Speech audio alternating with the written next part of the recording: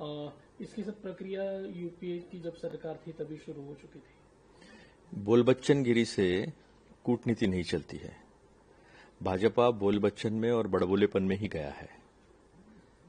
ये इसकी कार्रवाई 2013 के पहले लगभग पूरी हो चुकी थी। एमलैट, किसी भाजपा के कार्यकर्ता को पूछ लो what is MLAT. Mutual legal assistant treaty हमारी जो थी उसमें हमारे एएनआई के 3 अधिकारी गए थे और वहां अमेरिका ने तहूर राणा के खिलाफ हमें सबूत दी थे और उस सबूत के तहत ये केस जो है उसको मजबूती प्रदान हुई थी। सलमान खुर्शीद जी थे, निरुपमा राव थी, ये सारे लोगों ने निरंतर राजनीतिक कूटनीतिक प्रयास जो है और जो दबाव बनाए रखा था उसके वजह से तहूर राणा को अमेरिका में भी सजा हुई और वो सजा खत्म होने के बाद यहां भारत उसके आने का रास्ता तय हो गया।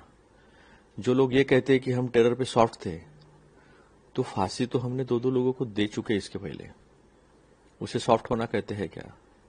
हमारा देश एक कानून की राज की व्यवस्था पे चलता है, रूल ऑफ लॉ पे चलता है और इसीलिए इस देश का नाम पूरे दुनिया में सम्मान से लिया जाता है, इस देश की तरफ सम्मान से देखा जाता है। तो कानूनी प्रक्रिया पूरी कर जो गुनाहगार है, जो देशद्रोही है, जिन्होंने देश के साथ गद्दारी की है, ऐसे लोगों को फांसी देने का काम कांग्रेस ने ही किया है। तो मुझे ऐसा लगता है कि हर बात की राजनीति करना और हर बात को चुनावी गलियारों तक लेके जाना, ये छिचोरापन है। शब्द शायद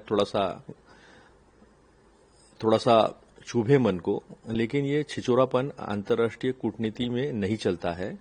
आज हमें जो सफलता मिली है वो सफलता के पीछे डोशियर बनाना, सबूत इकट्ठा करना, राजनीतिक कूटनीतिक दबाव तैयार करना, संस्थागत जो बल है हमारे पास उसका पूरा प्रयास जो है वो यूपीए सरकार ने किया था और इसके चलते अमेरिका सरकार को भी मानना पड़ा। तहूर राणा ने आखिरी भी कोशिश की थी, हेबियस कॉर्पस डाला था, डबल जीओपोरिडी का केस भी उन्होंने करके खुद को निजात पाने की कोशिश की थी, लेकिन फाइल इतना मजबूत था, सबूत इतने मजबूती से इकट्ठा किए गए थे 2014 के पहले ही कि अमेरिका को भी उसको प्रत्यर्पित भारत को करना ही पड़ा और ये एक बहुत बड़ी जीत है। अगर छाती पीटना ही है बीजेपी को तो हमारी उनसे एक विनती है कि ऐसी ही कूटनीति, इसी तरह के सबूत इकट्ठा कर नीरव मोदी, ललित मोदी, विजय माल्या, मेहुल चोकसी, कोई अग्रवाल है, सांगवान है, ऐसे 9-10 लोग इस देश की संपत्ति लेकर भाग गए हैं और आपके नाक के नीचे भागे हैं।